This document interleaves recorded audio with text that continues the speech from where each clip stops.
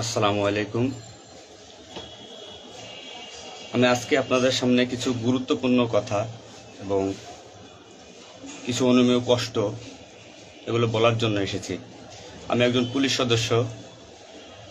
আমি সমগ্র জাতির কাছে একটা অনুরোধ নিয়ে আসছি এবং আমার যারা পুলিশ ভাই বন্ধু ব্যাটসম্যান যারা আছেন, আমি সকলের উদ্দেশ্যে কিছু কথা বলার জন্য আসছি। সমগ্র দেশের মানুষের সামনে কিছু কথা বলার জন্য আসছি।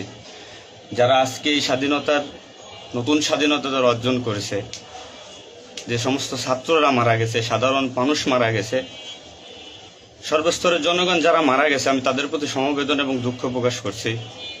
এবং আমার যারা পুলিশে যারা মারা গেছেন যে সমস্ত ভাইয়েরা, তাদের প্রতি আমার সমবেদনা, তাদের পরিবারের জন্য আমার সমবেদনা।